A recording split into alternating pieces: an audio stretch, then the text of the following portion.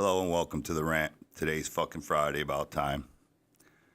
Had a pretty, shitty week. I don't know if it was shitty. It was work. It was good or bad, whatever. But I had such a short weekend last weekend. I'm kind of burnt out. So um, today I'm going to rant about a little more about my bands and stuff. And so I'm probably 21 years old. Guy comes into work and he's been working there about 6 months, and he says, that he had pawned his amp off, and he couldn't get money to get it back. And he had mentioned a couple times, and I asked him how much he owed. He's like, I'm going to lose it if I don't pay this by Friday, and I ain't got it. I don't remember, 100, 150 bucks, could have been 2, 5, could have been 30, whatever. I said, I'd like to have it if you let me buy it for what you owe on it to get it out and you give it to me, I'll buy it. And anytime you want to use it, you can use it, because I've always wanted, play guitar. So he says, okay, so I get it. He starts coming over and he's showing me stuff on the guitar. And then, like, man, let's start a band. I'll play guitar and you can sing. And he's like, all right. So I'm like 21. And then he's coming over night after night, and I'm learning and starting to write songs. And used to tape record it with like a boom box, and I'm recording what we're doing, and in my house was like, kitchen was here, and then there was a laundry room and a step down into a sunroom, and that's where we jammed before the garage. And so we're sitting there jamming, going, yeah, man, we're gonna get a drummer, and then we're gonna start playing out.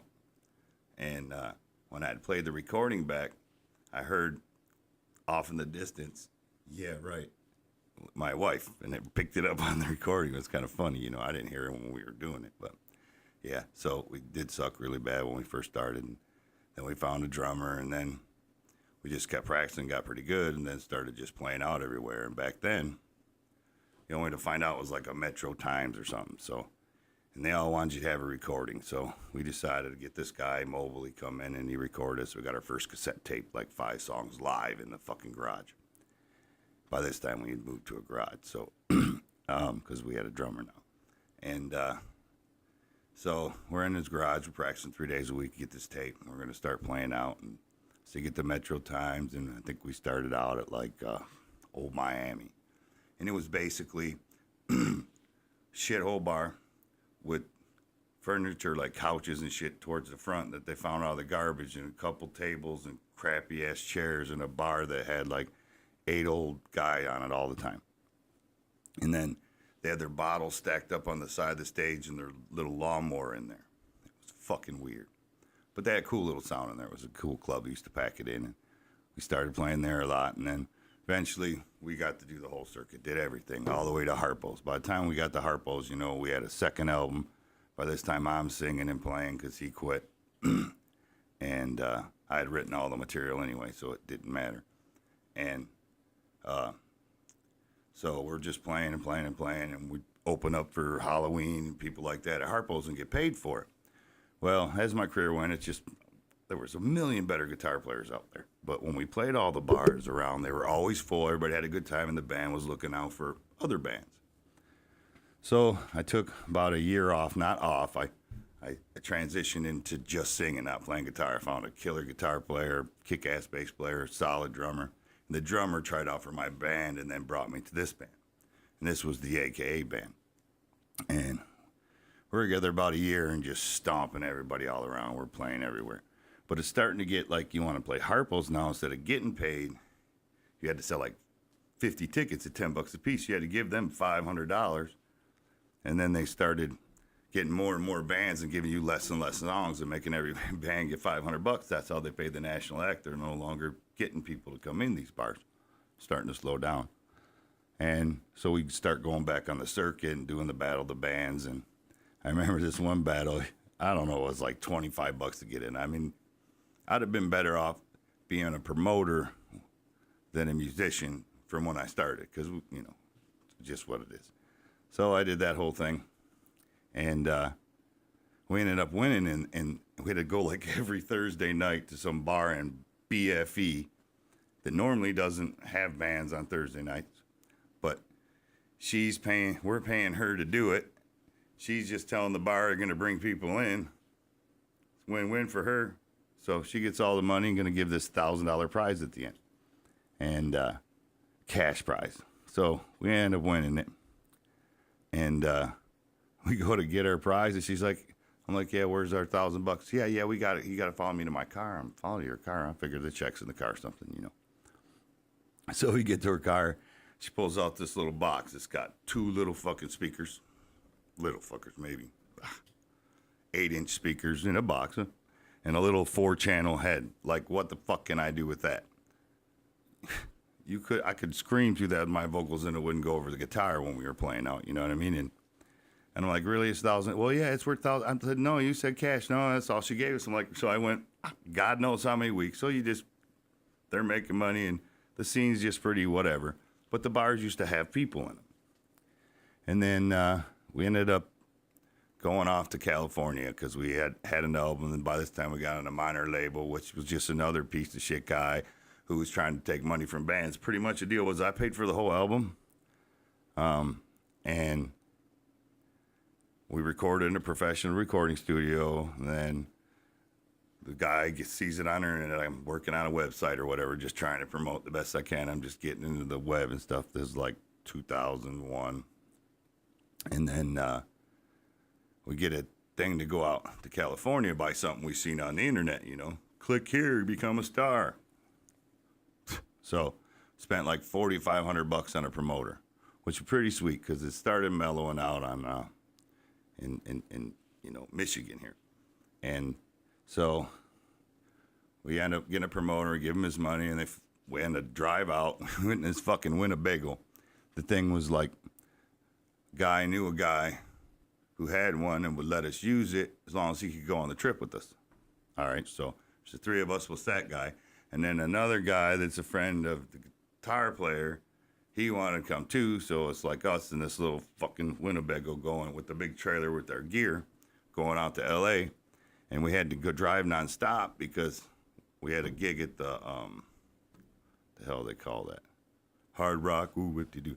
But the Hard Rock and the Sunset Strip. So it was our CD release party there. And so they put us on the cover so people knew. But the cover of the magazine they put us on was like your Craigslist for find stupid people from another state that are coming and make them have a good time and sponge off them and try to sell what you have to them. Because that's exactly what the fuck happened. So we get there, fucking driving nonstop in a Winnebago through Arizona with no fucking air conditioning. Couldn't even barely get uphill sometimes.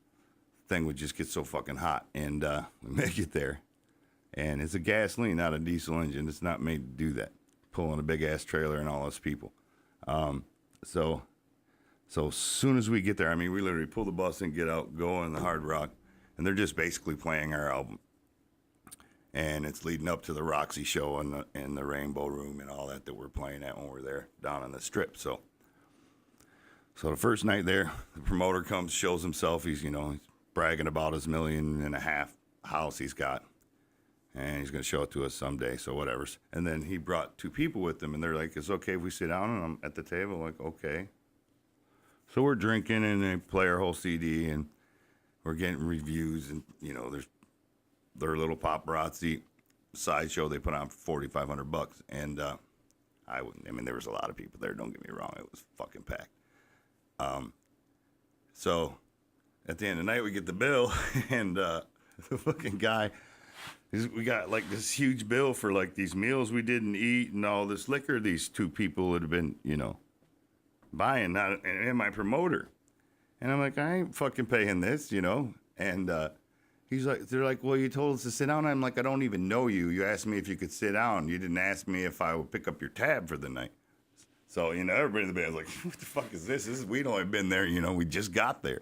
And, yeah, it was pretty fucked up. So the other shows went really well. If you listen to the old Berserk video on my personal webpage, it's buried somewhere, but shows the thing of us taking our name down after, and all the people just after we got done playing went back on Sunset Strip, so it was pretty sweet. In the Rainbow Room next door, we played upstairs and blew up the PA. They usually, they're like, we'll play it acoustically, and our drummer got up, and it's the loft, like Zeppelin and that's been in there.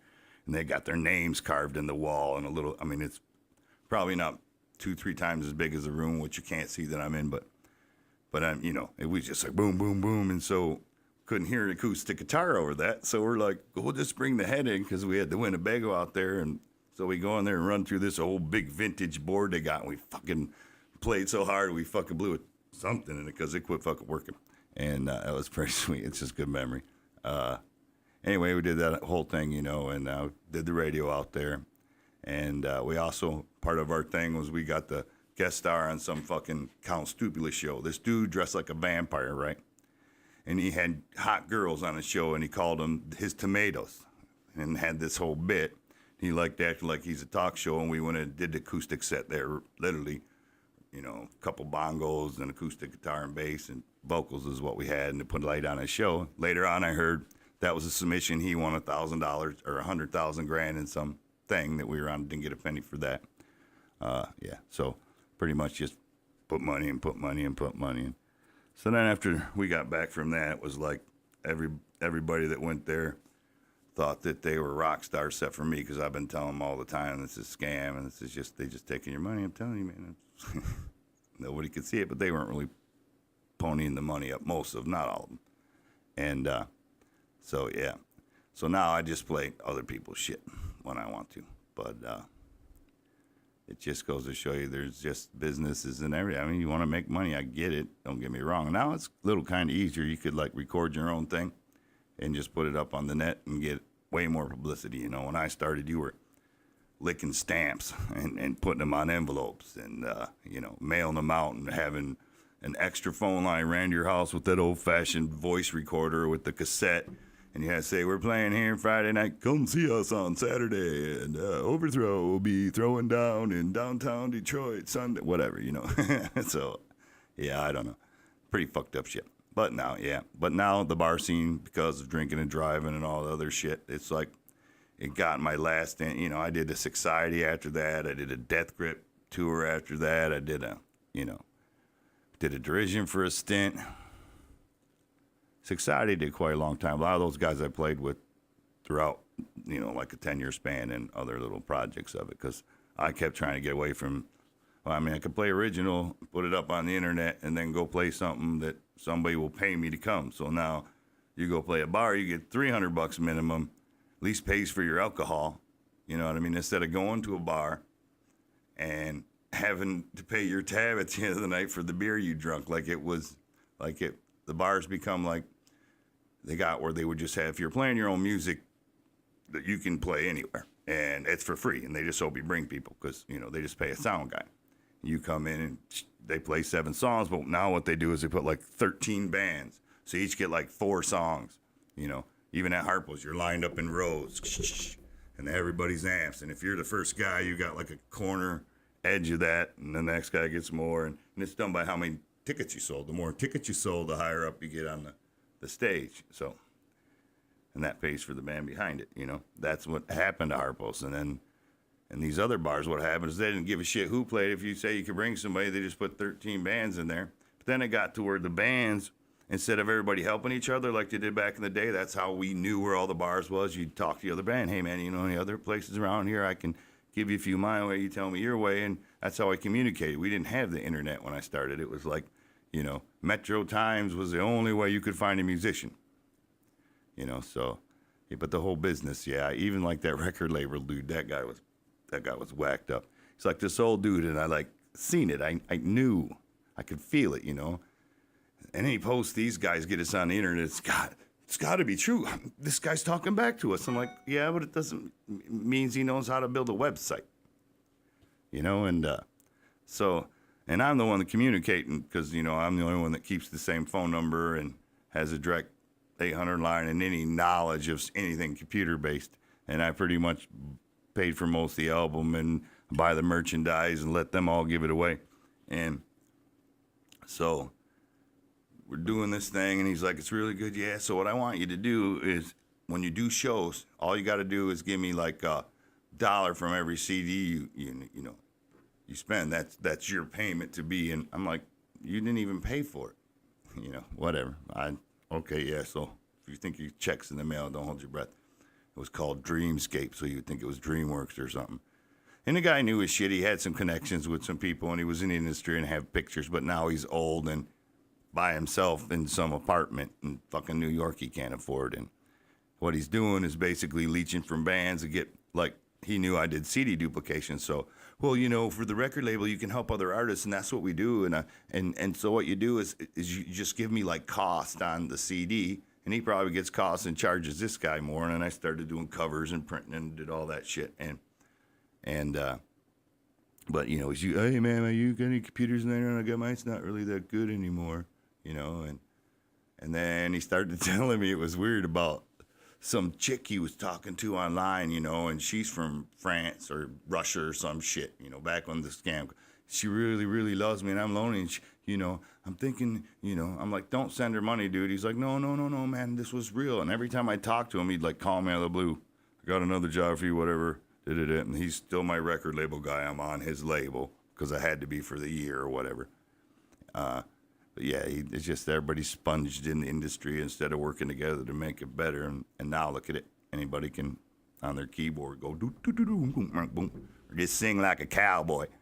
There's a tear in my beer. Nah, I just think it's fucked up. Anyway, that was my another musician's rant. You'll probably get many, many more. Happy Friday.